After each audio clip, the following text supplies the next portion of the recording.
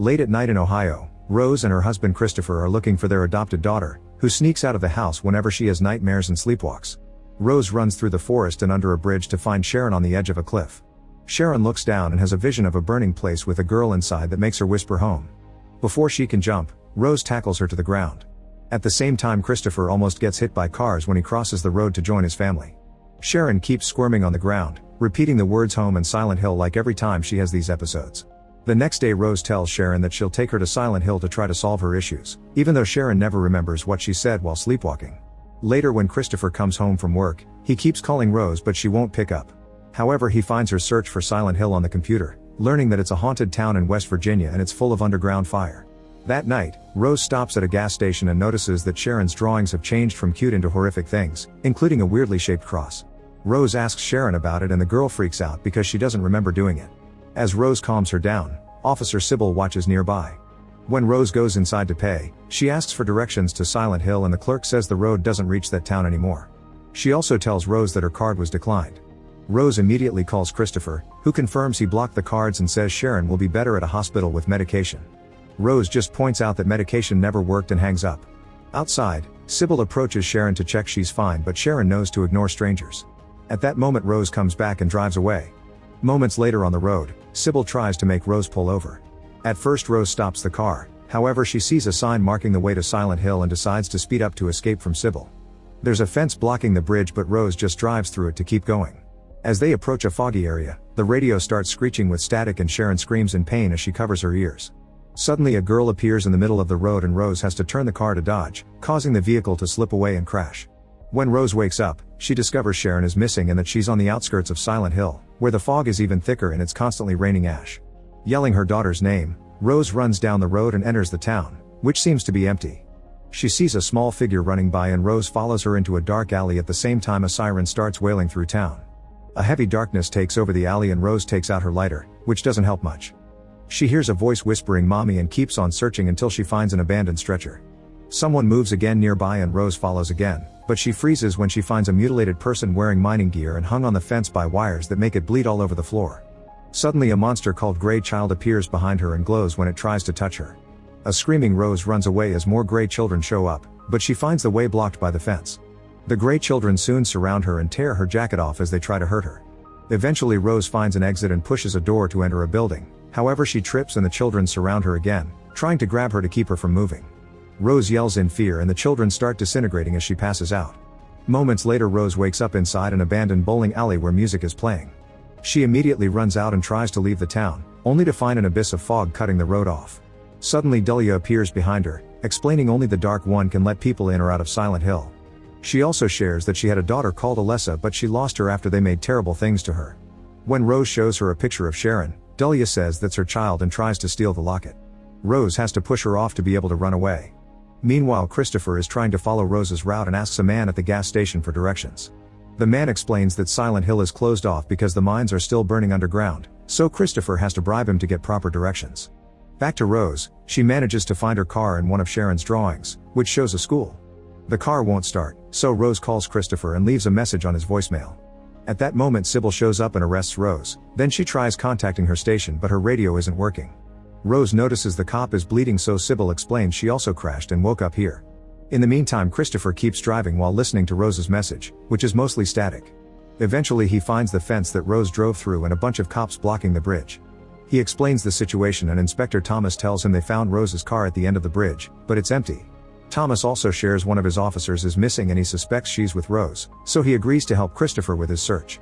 In Silent Hill, Sybil tries to bring Rose to her station only to discover this road also ends in an abyss, confirming Silent Hill is in the fog world, which is a different reality. Sybil decides to go back with Rose, hoping to find a radio in town. They see someone moving nearby and when they try to follow, Sybil's radio and Rose's phone start making static noises. At that moment another monster appears and Sybil takes out her gun, but before she can shoot the monster throws boiling acid at her. Thankfully it falls on her helmet and she takes it off to then open fire. While Sybil defeats the monster, Rose uses the chance to run back to town. Following the maps on the bus signs, she navigates the streets and finds the school from Sharon's drawing. As she goes inside, she notices the same cross on the door.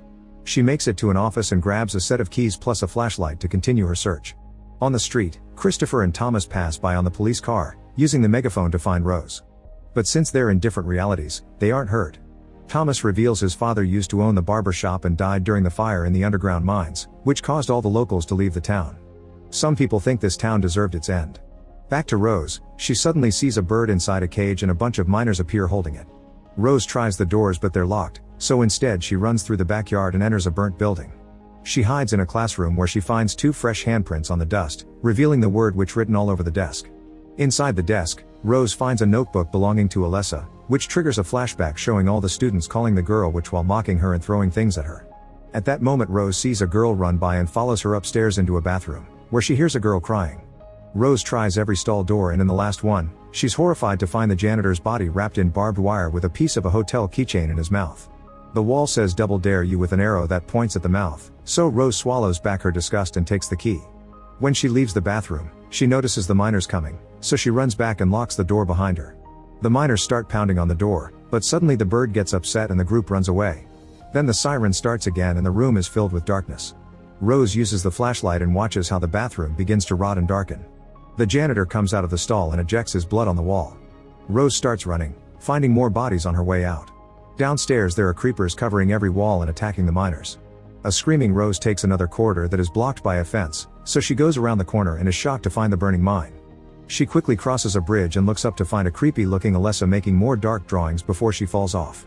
Rose lands on the backyard, where she sees Pyramid Head before she runs away. At that moment Thomas and Christopher arrive at the school, walking through the same corridor as Rose at the same time but they don't see each other because of the different realities. Christopher swears he felt Rose's presence and even smelled her perfume, but Thomas doesn't take him seriously and forces him to leave. Rose collapses in tears as a swarm of creepers approaches, but before they can hurt her she's dragged into another room by Sybil. The cop steps on a creeper while holding the door close and Rose uses a metal bar to lock it. Sybil uncuffs Rose while explaining she doesn't have many bullets left. Suddenly Pyramid Head's blade bursts through the door and the duo dodges it just in time. He tries again and starts making the hole bigger, allowing the creepers to get in. Then Pyramid Head reaches inside to remove the bar, so Sybil shoots his arm. This doesn't stop him, however before he can come and all the creepy things start disintegrating. Pyramid Head disappears and the school looks normal again. Afterward the duo agrees to find the hotel from the keychain. Meanwhile Thomas makes Christopher leave town and tells him to leave this to the cops. However Christopher can tell they're hiding something and calls the county archives to ask about Silent Hill, but they tell him it's classified. That night, Christopher waits for the workers to leave and breaks into the archives. From Thomas' reports, he confirms the story of the fire and finds a picture of Dahlia's daughter Alessa, who looks just like Sharon. On the other side, there's information about a case of kidnapping and assault that happened in room 111 of the hotel. In Silent Hill, Rose and Sybil find the hotel and hear a woman screaming for help. They find Anna throwing stones at Dahlia while yelling things about faith and doom. The duo quickly stops Anna and Dahlia runs away. Anna explains Dahlia was cast out and calls her a sinner. She also reveals she's here looking for food for the survivors that live in the church. Rose takes a knife from her while noticing the weird cross on the floor, and Anna clarifies it's the symbol of their faith. Inside the mailbox for room 111, they find one of Sharon's drawings so they go looking for that room. They check every door but can't find 111. There's a painting that Anna calls the first burning, which shows all the witch burning this town did to keep darkness away. Rose notices the painting matches Sharon's drawing and starts destroying it with the knife, finding room 111 behind it. There's a hole in the wall and the women jump through it to reach another building, dropping the knife in the process. Suddenly a little girl runs by and Rose follows her by jumping on some old debris above a hole. She almost falls but quickly recovers and reaches the girl, who happens to be Alessa.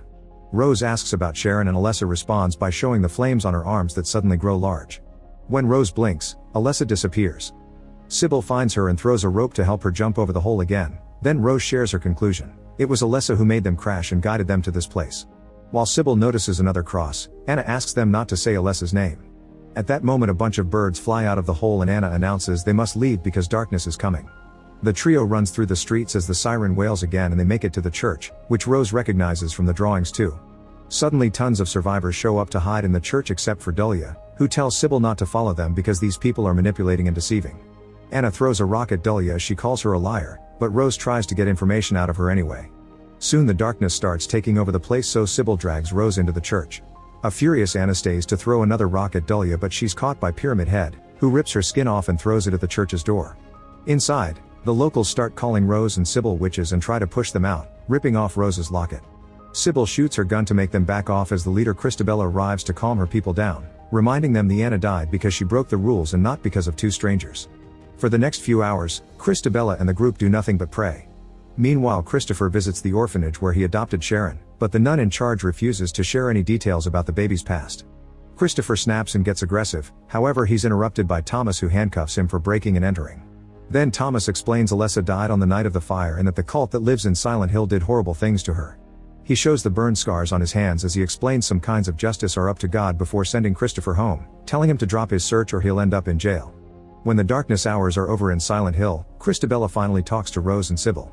She tells them that a demon controls the town and that Rose must face it if she wants to find Sharon, but nobody who tried has ever come back.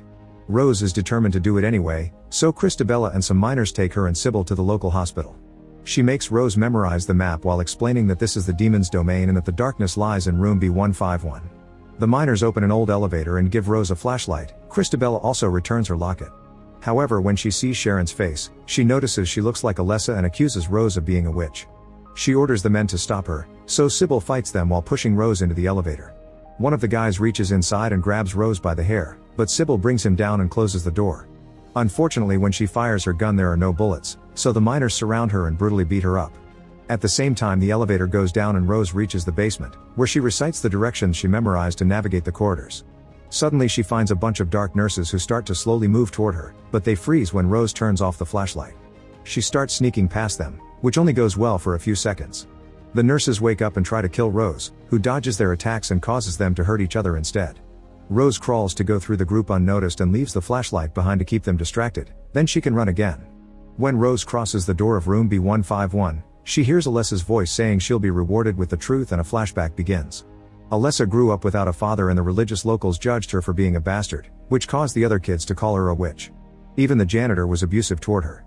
Christabella convinced Dahlia that Alessa could be purified and her cult gathered at room 111 for the ritual. Dahlia was devastated to discover she had been lied to and Christabella intended to burn Alessa like a witch. However, the device they used for the witch burning malfunctioned and started the fire that destroyed the town. Dahlia tried to rescue her daughter but it was too late, and Thomas hurt his hands bringing out Alessa's burnt body. The girl was kept in the hospital, where her pain fed her anger. Eventually that anger became powerful enough to manifest herself into a ghost and she covered the town with darkness as revenge. When the flashback ends, Rose finds herself in Alessa's hospital room. Her burnt body is still on the bed and her ghost appears next to her old nurse. Alessa explains that Sharon is the manifestation of the little goodness that was left in her, and she abandoned her in the outside world to protect her from the Silent Hill curse. Christabella wants to purify Sharon too, so Rose agrees to help Alessa get her revenge. The ghost hugs her and enters her womb while it's revealed the nurse has been bleeding from her eyes all these years. Meanwhile, it's revealed that Sharon has been staying in Dahlia's apartment. Christabella arrives with her men and Sharon tries to hide while Dahlia defends her, but the guys are stronger and easily kidnap them both anyway. Moments later the cult is gathered at the church, where Christabella starts a fire. Sybil has been tied up to a ladder and the group lowers her just enough to keep her above the fire and burn her very slowly. Soon her body catches on fire and she dies. Next the cult ties Sharon up too, but before they lower her, Rose arrives and starts sharing the whole truth. Christabella's ritual have never kept demons at bay, it actually created one. Some of the townspeople strike Rose as she walks by, but she never gives up and yells that this faith brings death. Suddenly Christabella stabs Rose and calls her a blasphemer as she drops the knife. The blood drips on the ground and allows Alessa to spread the darkness inside the church, which used to be off limits for her. The locals turn on their flashlights and watch how darkness pours out of Rose's wound, which rots the floor to reveal the burning mines. As Rose's wound heals itself, a bunch of barbed wire raises from the ground to bring up the burnt Alessa on her bed. Those wires grab Christabella and go up her groin to then burst out through her belly, killing her before splitting her body in two. Then the wires start killing all the cult members, including the guy that is about to attack Rose. While Dahlia admires what her daughter has become, Rose saves Sharon and takes her to a corner, where the girl sees Ghost Alessa approach her before passing out. Minutes later, sunlight enters the church, which is now clean and empty except for Dahlia, Rose, and Sharon. Dahlia wonders why Alessa didn't kill her and Rose explains a mother is God in the eyes of her child. Then she and Sharon return to her car, where Sharon finally falls asleep without having any nightmares. Rose drives while calling her house to leave a message, which arrives with only static. In the city, Christopher is having a nap but wakes up when he senses someone nearby. At the same time Rose and Sharon arrive at the house. However, when Christopher goes outside he finds nobody, yet his family is inside the house. This means Rose and Sharon are still in the fog world because nobody ever truly leaves Silent Hill. Make sure to subscribe and turn on notifications so you can watch more videos like this. Thanks for watching.